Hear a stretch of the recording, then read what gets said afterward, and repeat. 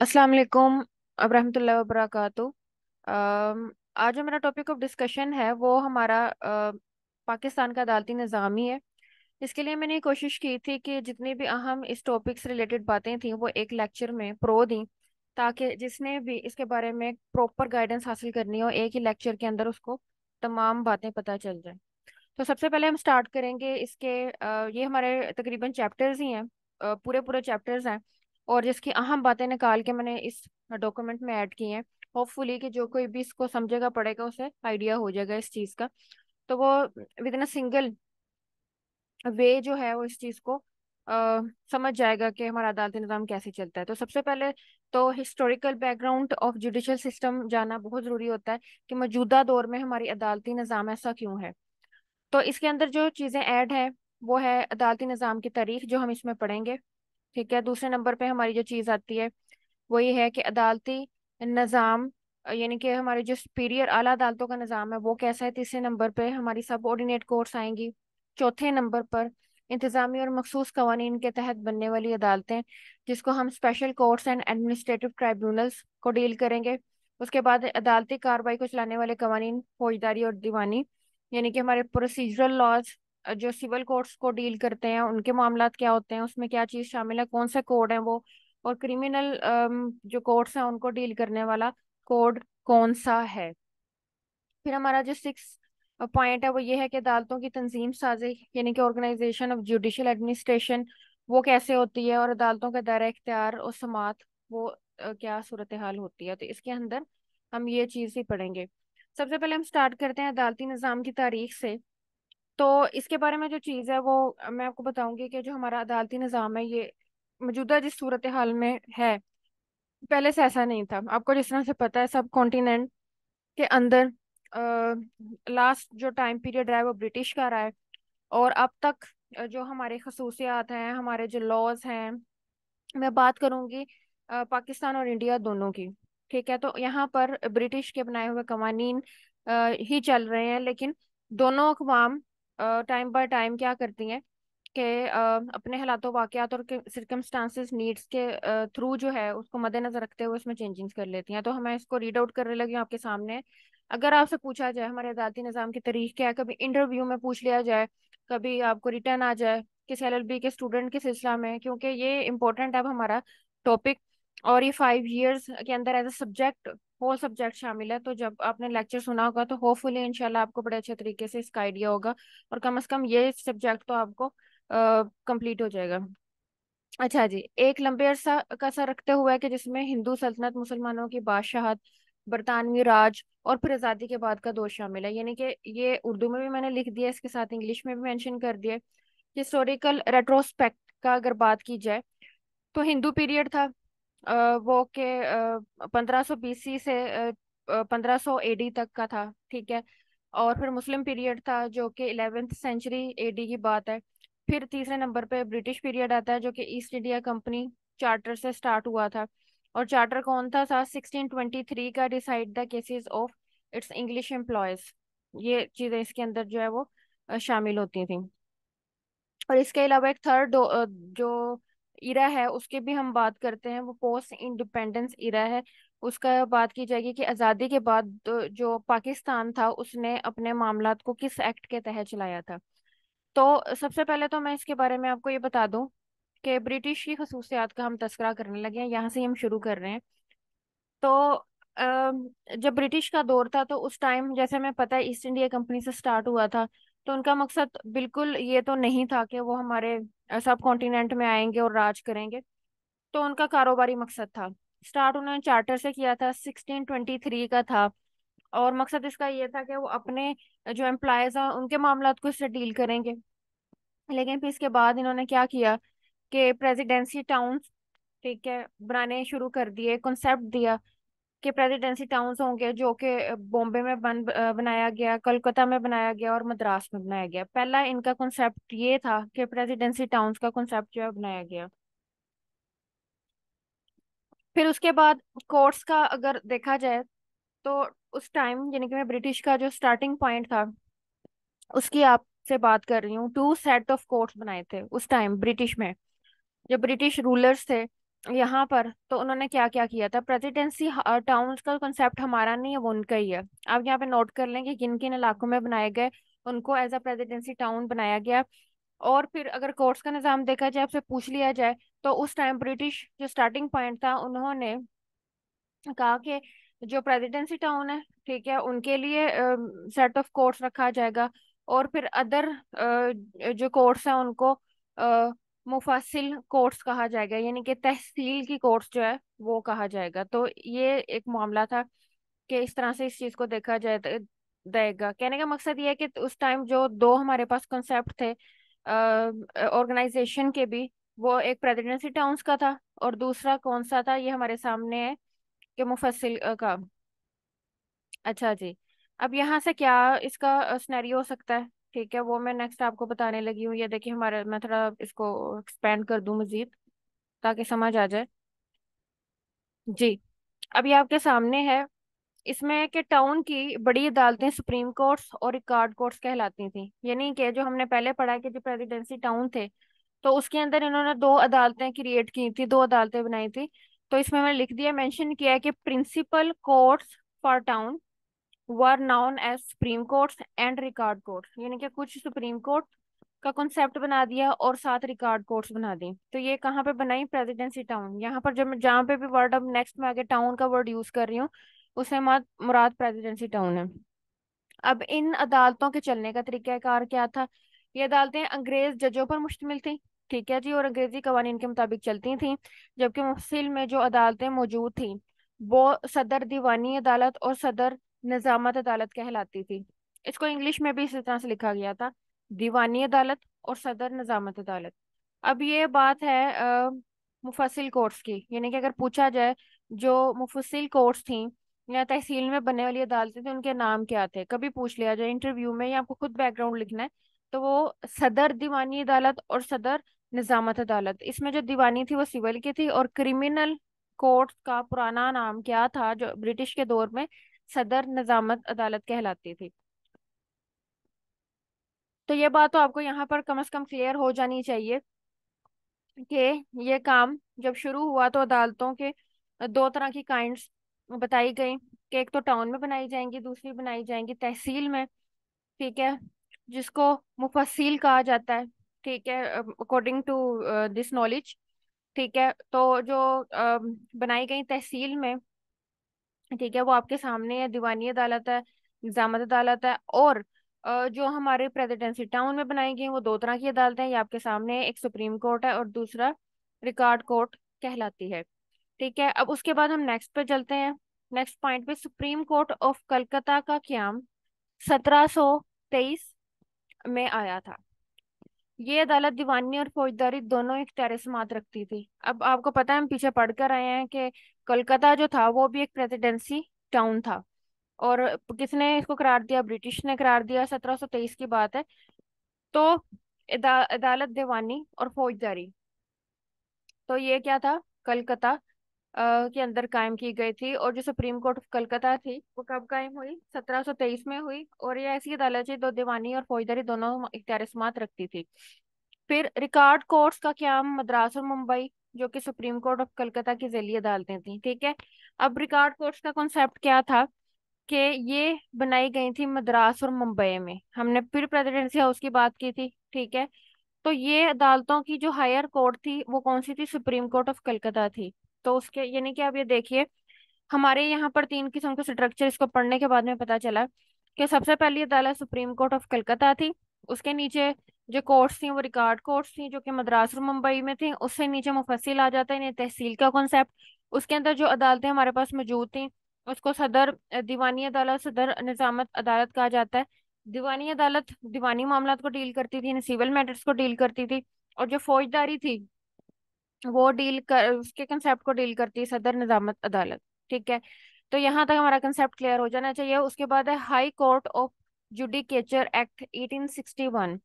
अब एक और कानून मुतारफ करवाया गया ब्रिटिश पार्लियामेंट की तरफ से, जिसे high court of judicature act कहा गया।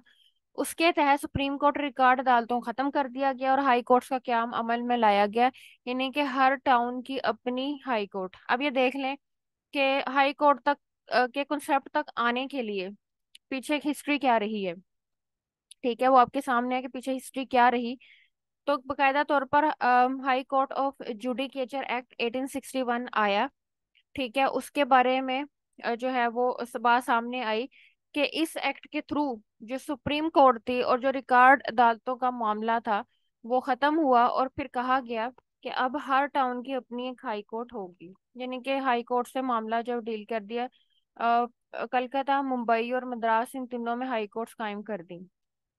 अब ये इसके मेन फीचर्स है जो कि वक्तन फक्तन इस तरह से चलते हैं। इसके बाद जो हमारा मेन कॉन्सेप्ट है जो बनता है, क्योंकि इसको शॉर्ट करना था, दैट्स वाई मैं अहम अहम चीजें जो इसकी निकाल के लिखी। इंडिया एक्ट 1935, ये जो एक्ट है, इससे कौन वाकिफ नहीं है।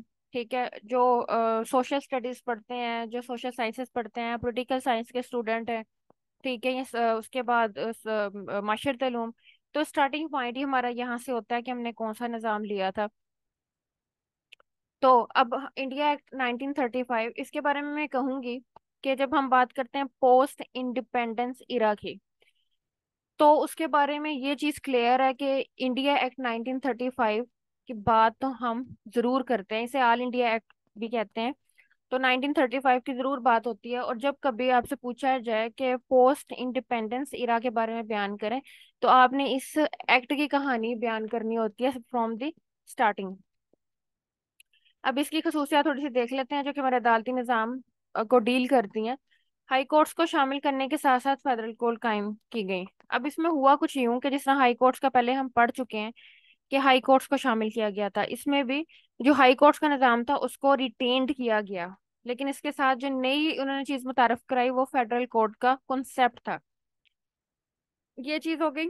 दूसरा पॉइंट क्या है कि जजों का तकर्रुर बादशाह करता था, और 65 साल तक अपनी जिम्मेदारियां अंजाम देता था। कौन? जजों की बात की है कि जजों का तकर्रुर करना जो था वो बादशाह का काम था। और जज यानी कि जो जहां पर मैंने जिक्र किया 65 साल अपनी जिम्मेदारियां अदा करना, ये जज की बात है कि 65 साल उसकी उम्र थी जब तक वो अपने ओहदे पर रह सकता था। और ये लोग कौन होते थे? सबसे पहले तो ये है कि जो बैरिस्टर का कॉन्सेप्ट है, ठीक है, वो भी यहाँ से, क्योंकि ब्रिटिश का है तो हम ये समझते हैं पता नहीं बैरिस्टर एक न्यू कॉन्सेप्ट है। इवन एडवोकेट का कॉन्सेप्ट जो है वो न्यू है, लेकिन जो बरतानवी दौर है उसके अंदर एडवोकेट का कॉन्सेप्ट नहीं था। वहां पर वहां पर जो वर्ड यूज होता था वो बैरिस्टर था, या प्लीडर का वर्ड यूज होता था, और उनके अपने कॉन्सेप्ट थे, सॉलिसिटर का, बैरिस्टर का, प्लीडर।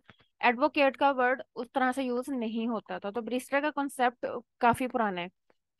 तो बैरिस्टर जो है 5 ईयर और प्लीडर 10 ईयर्स। अगर आप जज बनना चाहते हैं तो एज अ बैरिस्टर आपका 5 ईयर का तजुर्बा होगा, और प्लीडर के लिहाज से यानी कि प्लीडिंग, ड्राफ्टिंग एंड प्लीडिंग जिसे हम कहते हैं, तो वो 10 ईयर। अब यहाँ पर जो बात बताई गई है कि बैरिस्टर वो पर्सन होता है, जो प्लीडर का कॉन्सेप्ट है वो प्लीडिंग से है। ठीक है, तो ये चीज आ जाती है। उसके बाद है यहाँ उस टाइम भी जजों का मुआवजा होता था। यानी कि जब आपने किसी को पोस्ट दी है कोई, यकीनी तौर पर कुछ ऐसे मामला भी हो सकते हैं कि उसको उससे उसके टाइम ड्यूरेशन से पहले ही निकालना पड़ जाए, तो हम उसको कंसेप्ट कहते हैं कि जजों का मुआवजा। यानी कि उनकी डिस्क्वालिफिकेशन की वजूहात क्या हो सकती हैं? जिस्मानी मजदूरी और गैर अखलाकी रवैया। अब अगर हम बात करें तो अब भी हमारे यही दो वजूहात हैं जिसकी वजह से जो हमारा जो हमारी सुप्रीम जुडिशल काउंसिल है, नेक्स्ट आपको पता चलेगा, इसके ऊपर भी एक ब्रीफ अंदर ही नोट मौजूद है।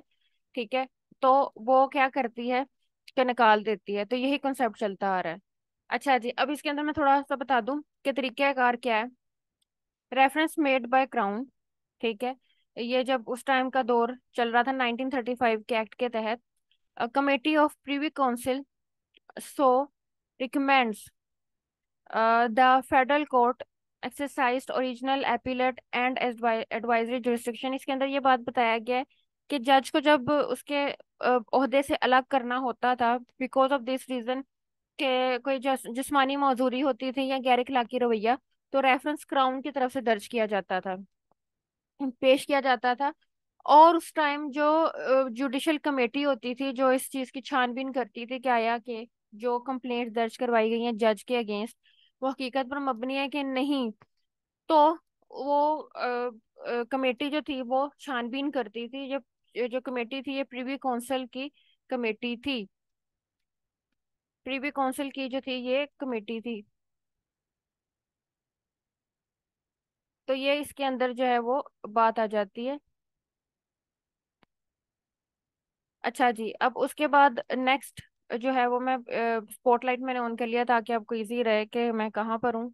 ओझल ना हो नजरें। अच्छा जी, उसके बाद हमने बताया कि 1935 का जो एक्ट था उसने जो हमारी कोर्ट्स थी, हाई कोर्ट्स, उसके कॉन्सेप्ट को रिटेन्ड किया, यानी कि उसको जारी रखा। और उसके साथ फेडरल कोर्ट्स जो थी उनका कॉन्सेप्ट सामने ले आया 1935। तो इन फेडरल कोर्ट्स के इख्तियारात क्या थे? तो ये एक थी original appellate and advisory jurisdiction के कॉन्सेप्ट को जो थी वो सामने लेकर आती थी। ठीक है, तो ये इनके ये इख्तियारात थे। अब ये यहाँ तक आपको बात समझ आ गई होगी बड़े इजी तरीका से। उसके बाद मैं नेक्स्ट पेज पे चल रही हूँ, ये इधर ही है। आज़ादी के बाद यानी कि पोस्ट इंडिपेंडेंस एवोल्यूशन।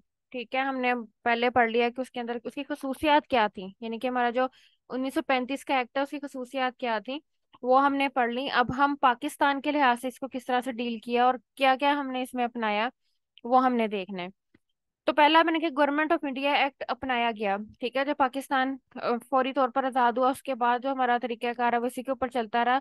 तब तक चलता रहा जब तक कि हमारा पहला कॉन्स्टिट्यूशन जो कि 1956 का है वो नहीं आ गया था।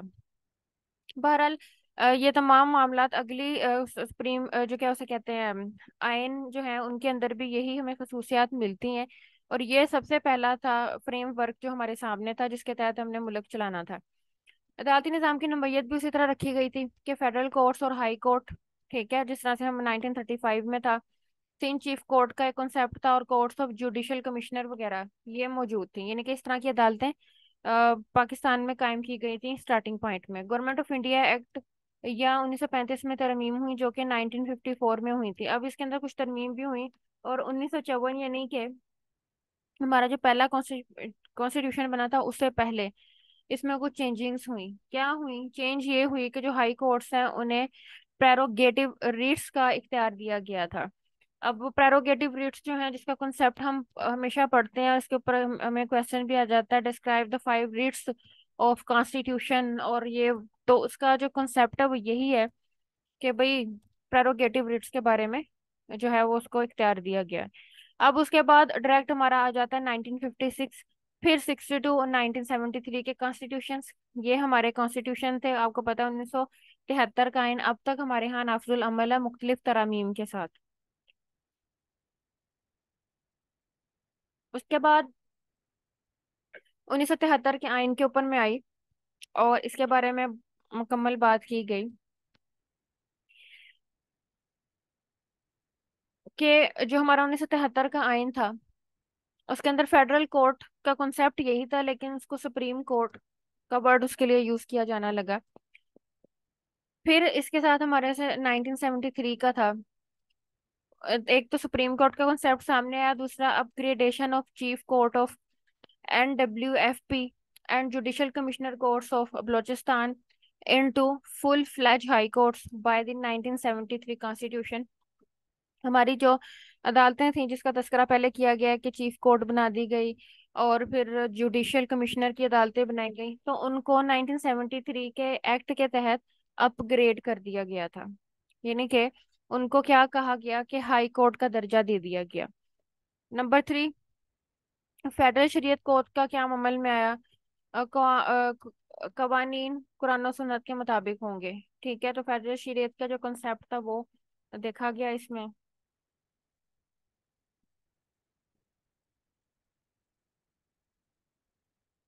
उसके बाद नेक्स्ट हमारा आता है मुत्तहद अदालती निज़ाम। मुत्तहद अदालती निज़ाम, इसके अंदर स्पेशल कोर्ट्स का कॉन्सेप्ट आता है, इंतजामी अदालतें अगर हम अपने कॉन्स्टिट्यूशन के लिहाज से देखें। आला अदालतों का निज़ाम।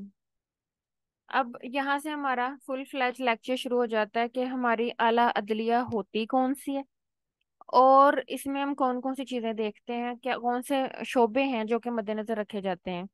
आला अदालतों का निज़ाम, आला अदालतों के मामलात यानी कि अदालतों की तश्कील, उनका इख्तियार समाअत फ़राइज़ सब आइन में मौजूद है। ठीक है, इसका बाकायदा तौर पर एक चैप्टर है जो कि दी जुडिकेचर के नेम से, तो वहां पर सब कुछ इसका मौजूद है। आईने पाकिस्तान अदालत की जो खूबी बयान करता है वो अदालतों का इंतजामिया से अलग होना है। यानी कि हमारे आईने पाकिस्तान में जो ज्यादा खूबी बयान की गई है वो आजादाना अदलिया का कंसेप्ट है, जो कि करारदाद मकासद से चालू है, यानी कि वहां से शुरू है।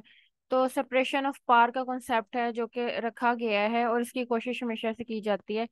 फिर इसके बाद इसमें जो चीजें आती हैं उसमें जजों की अहलियत, तकर्रुर, मुलाजमत के कायदे ज़वाबत, रिटायरमेंट, इंतजामी अखराजात, ये सब भी आइन में दर्ज हैं। ठीक है, ये चीजें वो हैं जो कि आइन में दर्ज हैं। अच्छा, अब हमने कहा जजों का मुआवजा या बरतरफी वो किस तरीका से की जाती है। कि जजों का मुआवजा या बरतरफी का कॉन्सेप्ट, जजों की बरतरफी का रेफरेंस सदर की तरफ से सुप्रीम जुडिशल काउंसिल की तरफ आता है। यानी कि अब आपने पहले देख लेना है कि जहाँ पे अकाउंटेबिलिटी का कॉन्सेप्ट है, जजों की अकाउंटेबिलिटी, तो वहां पर सुप्रीम जुडिशल काउंसिल का वर्ड है। ठीक है, अब यहाँ पर मैं आपको थोड़ा मेंशन कर दूं यहाँ पे ताकि आपके माइंड में रहे कि हमारे दो अदारे हैं। एक है कमीशन, एक है काउंसिल। जहां पे काउंसिल की बात है सुप्रीम जुडिशल काउंसिल है, जहां पर बात है कमीशन की, वो हमारा वो इंस्टीट्यूशन है अदलिया का जो कि इनकी अपॉइंटमेंट को नॉमिनेट करता है। तो दोनों फर्क हैं, कमीशन और काउंसिल के अंदर ये फर्क है। बाज दफा ये होता है कि दोनों को एक ही समझ लिया जाता है, दोनों अदारे मुख्तलिफ हैं, कभी पूछा जाए इनके मकासद भी मुख्तलिफ हैं। काउंसिल ने बरतरफ करना है, सिंपल इन केस के काउंसिल ने बरतरफ करना है और कमीशन ने अपॉइंटमेंट में मदद करनी है, तो इस लिहाज से आप इसको मद्देनजर रख सकते हैं। अच्छा जी, तो क्या है कि तरीकाकार ये है कि जब किसी भी जज को बरतरफ करना हो तो सुप्रीम जुडिशल काउंसिल जो है उसको रिक्वेस्ट भेजी जाती है। ठीक है, सदर की तरफ से रेफरेंस दायर किया जाता है कि फलां जज के को जो है वो बरतरफ किया जाए। आपको वजह बता चुकी हूँ मैं ऑलरेडी कि दो वजूहात बहुत इंपॉर्टेंट है, कि या वो जिस्मानी मजदूरी का शिकार है या गैर अखलाकी रवैया इख्तियार किया है या किसी किस्म की इनकैपेसिटी है, तो ये वजूहात बनती हैं उसको उसके ओहदे से खत्म करने की, उसको जो हटा देने की। तो रिमूवल ऑफ जज on the ground of grounds क्या हो सकते हैं, मिसकंडक्ट हो सकता है, फिजिकल और मेंटल इनकैपेसिटी, कि कहीं गैर इखलाकी रवैया है उसका, या फिजिकल मेंटल इनकैपेसिटी है जिसकी वजह से अपनी जिम्मेदारियां सही तरीके से अंजाम नहीं दे सकता। उसके बाद जो अगली चीज़ है वो ये है कि हमारा जो जुडिशियल सिस्टम है उससे थ्री चीज़ें एक्सपेक्ट की जाती हैं। यानी कि जैसे हम कहते हैं कि किसी चीज़ का कौन सा ऐसा है मामला कि जिसके ऊपर जो है वो अमारत खड़ी है हमारी जुडिशरी की, तो कहा जाता है कि इम्पार्शियलिटी से काम किया जाए, फ्रीडम से किया जाए, इंडिपेंडेंस से किया जाए।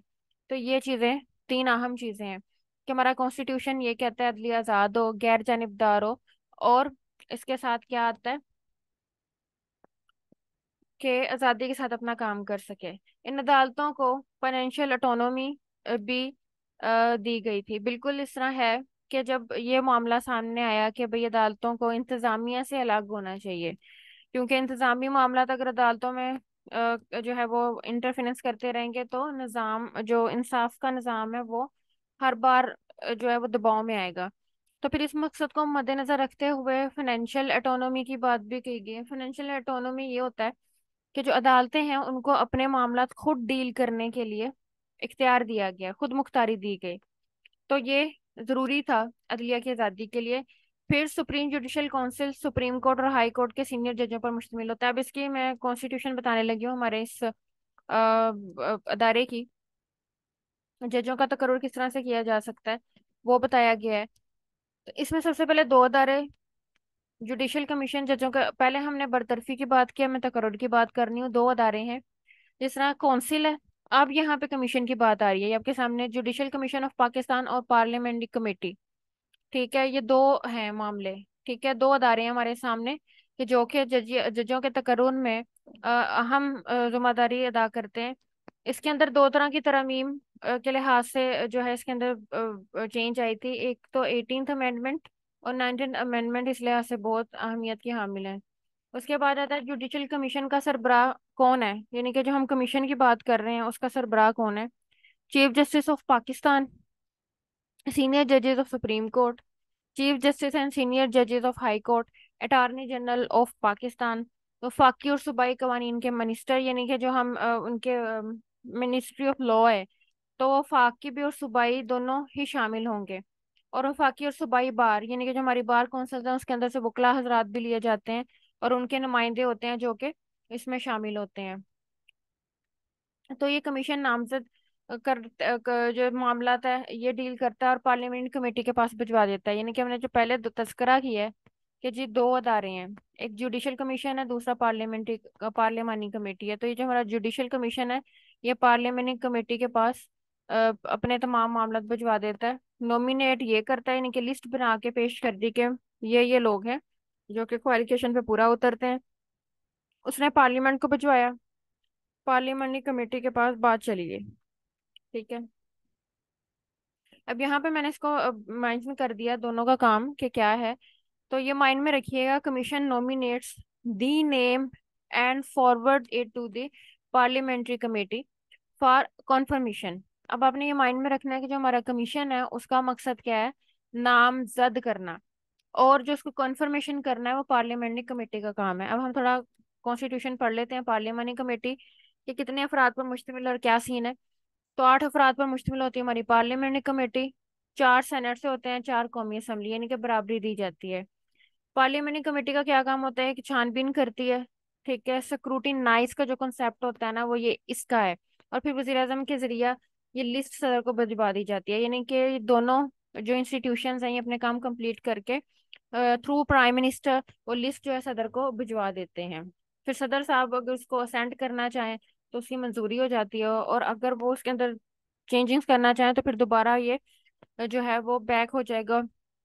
तो फिर जुडिशल कमीशन जो है बैक होने से मुराद ये है कि अगर किसी मामले पे कोई बहस हो या सदर जो है उससे इख्तिलाफ करे तो फिर जुडिशल कमीशन के पास एक और लिस्ट भी मौजूद होती है, अल्टरनेटिव लिस्ट के, जिसमें से बाद जो है वो मामले को सॉर्ट आउट करने की कोशिश की जाती है। उसके बाद अब हमारी सबसे अदालतों का मामला शुरू हो गया, तो हमारी सुप्रीम कोर्ट का कॉन्सेप्ट आ जाता है। तो सुप्रीम कोर्ट क्या है कि सबसे आला अदलिया है हमारी, इसे अदालत अदालत उज़्मा कहा जाता है अगर नेम देखा जाए। और जिम्मेदारियों के लिहाज से जिसको डील किया जाता है वो इब्तदाई दायरा इख्तियार रखती है, अपीलें सुनने का इख्तियार रखती है, डिक्लेरेटरी फैसले करते हैं, और इसके फैसलों की अहमियत ये है कि बाकी तमाम अदालतों पर बाइंडिंग होते हैं।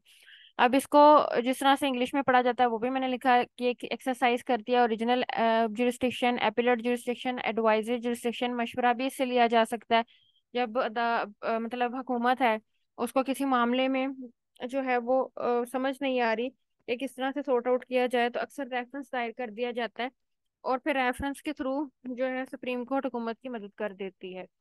और इसके फैसलों की अहमियत यह है कि हमारी सुप्रीम कोर्ट है उसके फैसले बाइंडिंग होते हैं। जहाँ तक इसकी तादाद की बात की जाए तो ये 17 जजों पर मुश्तमिल होती है, और अगर पूछा जाए कि जजों की तादाद कौन मुकर्रर करता है तो हमारी पार्लियामेंट मुकर्रर करती है।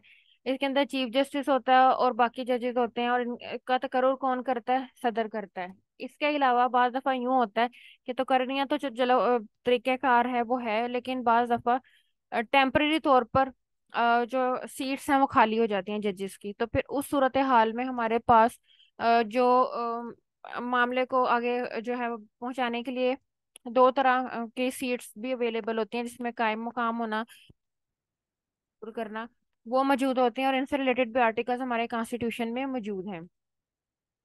अब बात कीजिए सुप्रीम कोर्ट का जज बनने के लिए अहलियत क्या होगी। अगर तो आपका 5 साल तजर्बा है जज का हाई कोर्ट के लिहाज से, तो अगर 15 साल आप एज अ स्टैंडिंग मतलब आपके पूछी जाती है कि जी प्रैक्टिस कितने अरसा की है, ठीक है, तो 15 साल हो, और वो भी हाई कोर्ट की। यानी कि जो बाकी चीज है कि अगर आपने 15 साल हाई कोर्ट की हुई है तो फिर आपका जो है मामला चलता है। अच्छा जी, अब बात आती है इख्तियार समाअत की, और इसके अंदर सबसे पहला जो मैंने डील किया है वो ओरिजिनल जुरिस्डिक्शन किया है, original jurisdiction in setting inter governmental disputes. अब इंटर गवर्नमेंटल डिस्प्यूट्स क्या होते हैं, वो होता है कि हुकूमत जो होती है ना हमारे पास, क्योंकि आपको पता है वफाक है, पाकिस्तान में वफाक है, वफाक में भी एक हुकूमत है और सूबों की अपनी हुकूमतें हैं। तो बाज दफा वो इख्तियारात जो इन दोनों में मुश्तरक हैं उसकी उन इख्तियारात को इस्तेमाल करने के लिहाज से कोई एम्बिग्विटी पैदा हो गई है, तो फिर सूरत हाल में जो हुकूमतें हैं वो सुप्रीम कोर्ट के पास आती हैं, और फिर वो कहती हैं कि भाई हमें इस बारे में गाइड कर दें ताकि हम अपने इख्तियारात इस्तेमाल कर सकें। दूसरा कॉन्सेप्ट ओरिजिनल जुरिस्डिक्शन, जिसमें सुप्रीम कोर्ट ओरिजिनल जुरिस्डिक्शन रखती है, वो बुनियादी हकूक है। अपीलें सुनने का इख्तियार जो इसका अपीलेट जुरिस्डिक्शन है, ठीक है, वो दूसरे नंबर पे आता है। बुनियादी हकूक के अंदर रिट का कॉन्सेप्ट आता है, और रिट का जो मामला है वो एक ऐसा है कि रिट को हाई कोर्ट का भी ये इख्तियार है और सुप्रीम कोर्ट का भी ये इख्तियार है। तो ये दोनों अदालतें ही जो है वो कर सकती हैं। सो मोटा का जो कंसेप्ट है वो भी इसी का होता है कि अगर बुनियादी हकूक या ऐसा मामला जो कि पब्लिक इम्पोर्टेंस का है और उसकी फौरी तौर पर सुनवाई होनी चाहिए, तमाम केसेस से पहले उसको सुना जाना चाहिए, तो फिर उसमें जो है वो अदालत खुद भी सो मोटो के थ्रू मामला को देख सकती है, यानी कि आज खुद नोटिस ले सकती है। अच्छा जी। अब हमारी सुप्रीम कोर्ट अपीलें सुनती है, और वो किस तरह की अपीलें सुनती है, तो भाई वो अपीलें सुनती है दोनों तरह की, दीवानी और फौजदारी, दोनों तरह की अपीलें सुनती है हमारी सुप्रीम कोर्ट। जहां तक इसके एडमिनिस्ट्रेटिव स्टाफ की बात की जाए, नंबर 3 पे मैंने ये बात किया, supreme court appoint its own staff and determines terms and condition. ये खुद अपना स्टाफ रखती है और डिटरमिन करती है टर्म्स एंड कंडीशंस को भी। इनके जो स्टाफ की अपॉइंटमेंट है उस सिलसिला में जो सुप्रीम कोर्ट है वो दो तरह के रूल्स को मद्देनजर रखती है, जिनके अपने बनाए हुए रूल्स हैं, जिसमें appointment of officers and servants and terms of service 1982 rules का कॉन्सेप्ट आ जाता है, और द सुप्रीम कोर्ट रूल्स 1980। यानी कि इस लिहाज से जो सुप्रीम कोर्ट है वो अपने सर्वेंट्स जो है वो रखती है और ऑफिसर्स को भी रखती है। ये एडमिनिस्ट्रेटिव नेचर का कॉन्सेप्ट है।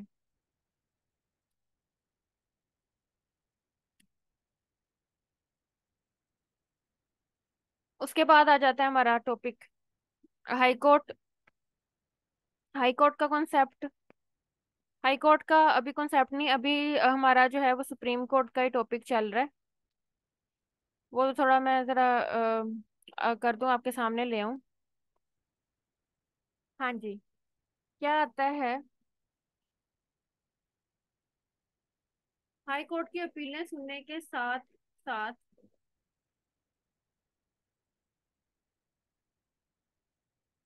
हाँ जी, अब हमारा एपीलेट जुरिस्डिक्शन जो सुप्रीम कोर्ट की है वो हम पढ़ने लगे हैं। हाई कोर्ट के अपीलें सुनने के साथ साथ सुप्रीम कोर्ट, फेडरल शरीयत कोर्ट, सर्विस ट्राइब्यूनल्स, वफाकी और सूबाई इंतजामी अदालतें, मखसूस अदालतें, इनके फैसलों के खिलाफ भी अपीलें सुनती है। यानी कि एक तो हमारे पास दो अहम चीजें तो आ गई, जो काइंड था जिसमें दीवानी और फौजदारी और इसका जिक्र भी कर दिया गया, वो तो वो सुनती सुनती है।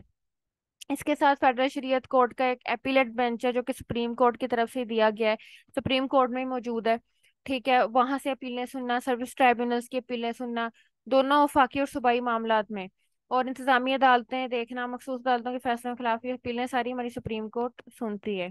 इब्तदाई दायरा इख्तियार की बात की जाए तो वो 184 और उसकी क्लास 3 है, ठीक है, उसमें बयान करता है। यानी कि 184(3) आप एक बार रीड आउट कर लें कॉन्स्टिट्यूशन का, तो उसमें वो क्या क्या इख्तियार देता है, तो वो जरूरी हो जाता है। ये ओरिजिनल जुरिस्डिक्शन से बात करता है।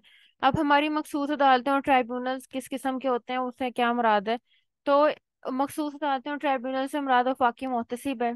ठीक है, बैंकिंग मोहतसिब कहा जाता है, इंश्योरेंस कहा जाता है, औरतों के हकूक के तहफ़्फ़ुज़ के मोहतसिब आ जाते हैं। तो ये ऐसे मामलात होते हैं कि जो कि एडमिनिस्ट्रेटिव नेचर रखते हैं, और इनको इनके फैसलों के खिलाफ भी अपीलें सुनती है। इसकी अपनी कोई जैसे होता है ना कि आम मामलात में दीवानी फौजदारी में देखें तो निचले से आगे डिस्ट्रिक्ट कोर्ट का कॉन्सेप्ट है, सेशन का है, लेकिन ट्राइब्यूनल्स का नहीं होता। ये अपनी अदालतें खुद तब दो जो लेवल है वो खुद पार करती हैं जो दूसरे दीवानी और फौजदारी में होते हैं।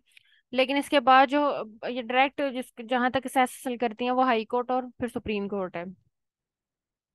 अब हाई कोर्ट की तरफ हम आ गए हैं, ये मद्देनजर रखिएगा कि बहुत सी चीजें जो सुप्रीम कोर्ट और हाई कोर्ट है उसमें मैच करती हैं, तो उसको मद्देनजर रखते हुए से हम पढ़ते रहेंगे ताकि जो सी चीज फर्क है, ताकि आपको आइडिया हो जाए कि दोनों में फर्क क्या है। हर सूबा की अपनी एक हाई कोर्ट है और इस्लामाबाद की अपनी हाई कोर्ट है। कुल मिला के इस लिहाज से देखा जाए तो हमारी जो बनती हैं, ठीक है, वो इस डाटा के मुताबिक 5 हैं, 4 सूबों की आ जाती हैं और इसके बाद इस्लामाबाद की। ठीक है, हर हाई कोर्ट का एक चीफ जज और बाकी जजेस होते हैं, जिस तरह कि हमें पता है। ठीक है, अहलियत की बात की जाए तो 10 साल एडवोकेट हाई कोर्ट का तजर्बा, अगर आप एडवोकेट और जज बनना चाहते हैं हाई कोर्ट के, तकरीबन आपकी स्टैंडिंग 10 साल की होनी चाहिए। दूसरी सूरत में अगर आप सिविल सर्वेंट हैं तो 10 साल एज अ सिविल सर्वेंट। और अगर आप 3 साल डिस्ट्रिक्ट जज की जिम्मेदारियां अदा कर चुके हैं तो फिर एज अ डिस्ट्रिक्ट जज आपका 3 इयर्स एक्सपीरियंस होना चाहिए हाई कोर्ट का जज बनने के लिए। जुडिशल कमीशन नामजद जो है वो इसे करता है, सेम वही जुडिशल कमीशन का कंसेप्ट जो आप ऊपर पढ़ रहे हैं। हाई कोर्ट का लेवल भी सेम वही है। अब हाई कोर्ट करती क्या है कि हाई कोर्ट ने तो मुतहद अदालतों की निगरानी करनी होती है, उनके खिलाफ अपीलों की समाअत करनी होती है। इस तरह से अपने स्टाफ का तकर्रुर खुद करती है। जिस तरह से सुप्रीम कोर्ट को फाइनेंशियल ऑटोनॉमी दी गई है, हाई कोर्ट के पास भी अपने मामलों को डील करने के लिए क्या है, फाइनेंशियल ऑटोनॉमी है। अब हम जरा आ रहे हैं फेडरल शरीयत कोर्ट की तरफ। ये कि कोई भी कानून ऐसा नहीं बनेगा जो कि कुरान और सुन्नत के मुनाफी हो। कोई भी ऐसा कानून नहीं होगा जो कि कुरान और सुन्नत के मुनाफी हो। ये मैंने इसका मैनिफेस्ट भी लिखा हुआ है जिसके ऊपर ये बंदी है और इसका मकसद भी है। शरीयत कोर्ट के फैसला के खिलाफ अपील एक बेंच में होती है जो कि शरीयत एपीलेट बेंच कहलाता है। फेडरल शरीयत कोर्ट कितने जजेस पर मुश्तमिल होती है, तो 8 जजेस पर मुश्तमिल होती है। इनका तकर्रुर जुडिशल कमीशन करता है। सेम वही, जहां पे तकर्रुर की बात आएगी नीचे वाली अदालतों के अलावा, ठीक है, क्योंकि वहां पर जो मामला है वो सूबे सूबे डील करते हैं, वो आ जाता है हमारी सूबाई हुकूमत के मामला। जो जहां पर हमारी सब ऑर्डिनेट कोर्ट्स आ जाती हैं, डिस्ट्रिक्ट कोर्ट्स का लेवल जो है वो सूबाई हुकूमतों के जिम्मा है। तो जहां तक ऊपर दोनों कोर्ट्स की बात की जाएगी और शरीयत की बात की जाएगी, तो ये हमारे जुडिशल कमीशन के तकर्रुर के मामला आ जाते हैं। अच्छा जी। तो क्या है कि मुत्तहद अदालतें अमूमी तौर पर दो तरह हिस्सों में तकसीम शुदा है। ठीक है, ये हमारा सबऑर्डिनेट कोर्ट्स का कॉन्सेप्ट आ गया है। फेडरल शरीयत का आप देख लें कि जजों की तादाद कभी पूछी जाए तो 8 जजेस पर मुश्तमिल होती है, यानी कि एक इनका चीफ जस्टिस तो फेडरल शरीयत कोर्ट होता है। ठीक है, और उसके साथ 7 जजेस होते हैं। इसके बारे में कहा जाता है कि 3 उलमा का होना इसके अंदर जरूरी है। ठीक है, मियाद ओहदा देखी जाए तो 3 साल है और तकर्रुर जुडिशल कमीशन करता है। अच्छा जी, हम आगे अब मुत्तहद अदालतें। मुत्तहद अदालतें अमूमी तौर पर 2 हिस्सों में तकसीम होती हैं, ये आपको भी पता है। दीवानी होती हैं, जैसे हम सिविल कोर्ट्स कहते हैं। दूसरी होती हैं फौजदारी। अगर ये पूछा जाए कि दीवानी अदालतों का जो प्रोसीजर है वो किस एक्ट के तहत चलता है, किस कानून के तहत चलता है, किस ऑर्डिनेंस के तहत चलता है, तो ये याद रखें कि सिविल कोड ऑर्डिनेंस 1962 उसके तहत ये कायम होती हैं और जिन कवानीन को मद्देनजर रखकर चलाई जाती हैं। ठीक है, वो 1908 का, यानी कि दो मेन कोड हमारे पास मौजूद है कि जिसके तहत ये सिविल के मामला डील किए जाते हैं। अब आपने इन दोनों को निकाल लेना है और इसे पढ़ना है कि इसके अंदर क्या चीज़ें शामिल हैं। और फौजदारी अदालतें हैं, CRPC 1898 के तहत कायम होती हैं। इसके अलावा ऐसे मामला जो कि खास नौयत रखते हों, ठीक है, उसके लिए स्पेशल कोर्ट्स मौजूद है। थोड़ा मैं इसको जरा रीड आउट करके आपको बता दूं कि इसके अंदर मैंने क्या शामिल किया था। द डिसीजंस और judgements the decisions or judgments of such special courts is liable before the superior judiciary, high court, supreme court through revision and appeal। अब मेरे थोड़ा पॉइंट जो मैंने पहले भी रेज किया था कि जहां पर हम स्पेशल कोर्ट्स की बात करते हैं, तो स्पेशल कोर्ट्स के मामला जब वो अपने प्लेटफॉर्म से फैसले के तौर पर आ जाते हैं तो उसके खिलाफ आपने जब अपील करनी है तो आप सुपीरियर जुडिशरी में चले जाएंगे। जहां पे हम सुप्रीम कोर्ट और हाई कोर्ट को इकट्ठा मिला के पढ़ते हैं तो हम उसे सुपीरियर जुडिशरी कहते हैं। हाई कोर्ट और शरीयत कोर्ट और तो हम कहते हैं सुपीरियर जुडिशरी। तो जो हमारी मुत्तहद अदालतें ऐसी अदालतें हैं जो कि खसूसी नौयत के मामला को डील करती हैं, स्पेशल, तो फिर वो क्या करती हैं कि डायरेक्ट हमारी जो सुपीरियर जुडिशरी है उस तक असेस हासिल करती हैं। सूबाई हुकूमतों का इख्तियार। अब ये सवाल पैदा होता है, नॉर्मली अगर आप सही तरीके से ना पढ़ें तो ऊपर वाला ढांचे का आपको पता चल जाता है, जो सुप्रीम जुडिशल काउंसिल होता है, जो सदर होता है। तो जो हमारी सब ऑर्डिनेट कोर्ट्स हैं जिस तरह के डिस्ट्रिक्ट हो गई, ठीक है, और क्रिमिनल में सेशन हो गई, फिर उसके नीचे आ जाती है सिविल जज आ जाता है, सीनियर सिविल जज आता है, सिविल जज क्लास 1 2 3 आ जाता है। फिर सेम उसी तरह से मजिस्ट्रेट 1 2 3 आ जाता है, उससे पहले एडिशनल सेशन जज आ जाता है। तो ये इन लोगों को इनके मामलात को डील करना किसका काम है? वहां पे तो चलो सुप्रीम जुडिशल एक कमीशन हो गया, एक काउंसिल हो गई, तो यहाँ पर क्या है तो ये इसका जो आंसर है वो ये है कि प्रोविंशियल गवर्नमेंट सूबाई हुकूमतों का इख्तियार जस्टिस सेक्टर को देखना सूबाई हुकूमत की जिम्मेदारी है। सूबाई सतह पर अदालतों की तश्कील, जजों का तकर्रुर, मियाद ओहदा और दीगर मामलात के तौर पर सूबाई हुकूमत जो है इन चीज़ों की क्या है, जिम्मेदार है। यहाँ तक इस चीज़ का क्लियर हो जाना चाहिए। अब हम इसका देखेंगे सूबाई हुकूमतों की अदालतों का ढांचा क्या होता है। तो सूबाई सतह पर अदालतों का ढांचा देख लें। सूबा की बड़ी सबसे बड़ी अदालत हाई कोर्ट हो गई, हम जानते हैं। ये कौन से मामला सुनती है भाई? ये दीवानी और फौजदारी दोनों तरह के मामलों को सुनती है, एज वी नो, ठीक है। दूसरे नंबर पे आ जाती है डिस्ट्रिक्ट सतह पर डिस्ट्रिक्ट कोर्ट हो जाती है, जिसके अंदर क्या होती है, फौजदारी। डिस्ट्रिक्ट सतह पर डिस्ट्रिक्ट कोर्ट हो गई, ठीक है। एंड एडिशनल जो है वो आ जाता है, ठीक है। डिस्ट्रिक्ट और एडिशनल डिस्ट्रिक्ट यहाँ पर आ जाना था। ये थोड़ा गलत हो गया, मैंने यहाँ पे सेशन लिख दिया, यहाँ पे सेशन नहीं आना, यहाँ पे एडिशनल डिस्ट्रिक्ट का वर्ड यूज होना था। डिस्ट्रिक्ट सतह पर जो है वो देखा जाए तो डिस्ट्रिक्ट कोर्ट में एंड एडिशनल डिस्ट्रिक्ट जज आ जाता है। फौजदारी के अंदर जो हमारा सेशन जज, एडिशनल सेशन जज आ जाता है।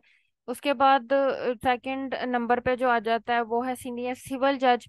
और इसके इक्विवेलेंट देखा जाए तो जुडिशल मजिस्ट्रेट क्लास 1 2 3, यानी कि जो सीनियर सिविल जज है इसके फौजदारी में कोई सीनियर का कॉन्सेप्ट यूज नहीं होता। इसमें डायरेक्ट सेशन जज या एडिशनल सेशन जज के बाद जुडिशल मजिस्ट्रेट आ जाता है, और जुडिशल मजिस्ट्रेट की क्लासेस शुरू हो जाती हैं। जबकि सिविल में सीनियर सिविल जज के बाद सिविल जज की क्लासेस जो है वो शुरू होती हैं।